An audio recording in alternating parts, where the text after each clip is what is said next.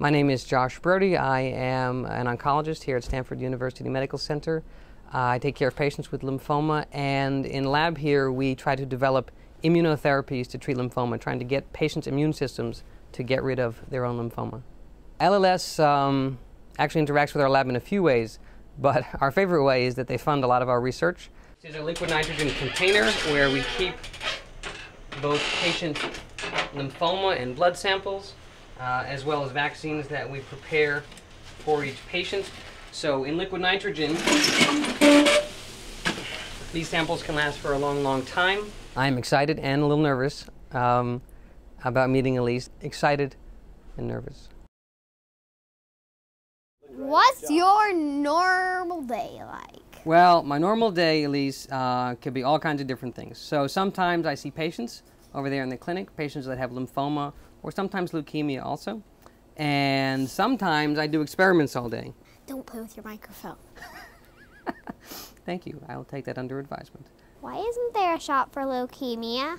You mean like there's a shot to stop measles and mumps and all those kinds of things? Is that what you Yeah. mean? Like we have shots for measles and mumps because measles and mumps look very different than people. But to make a shot against leukemia or lymphoma is a little harder because leukemia and lymphoma kind of look a lot more like the person.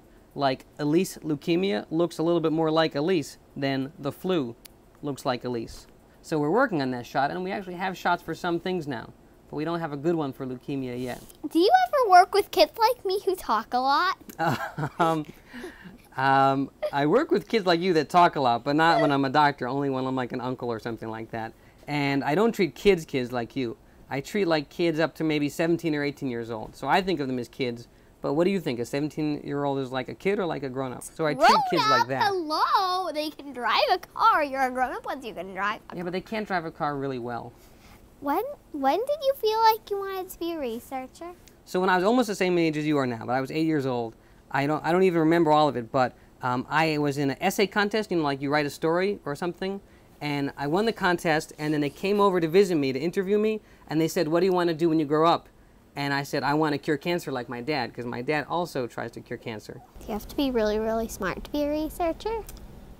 That's a good question. You have to be smart, but you don't have to be really, really smart. But you have to be really, really persistent. You know, persistent? You ever hear that word? What does persistent mean? Persistent means you keep trying. Like, if you get the answer, then you get it. But if you don't get it, then you just keep trying and trying. It's persistent. Until you actually get an accurate answer, right? Until you actually get an accurate answer, like something that looks like it could cure yes or cancer. no, right? So like maybe isn't really an accurate answer. Well, you try to be persistent until you get an accurate answer. I've been collecting some money to stop leukemia. Will you use it to find a cure?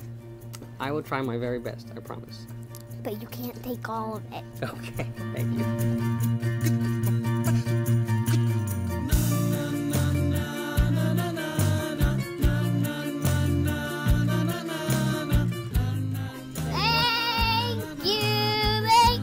He's leaking. He is leaking, huh?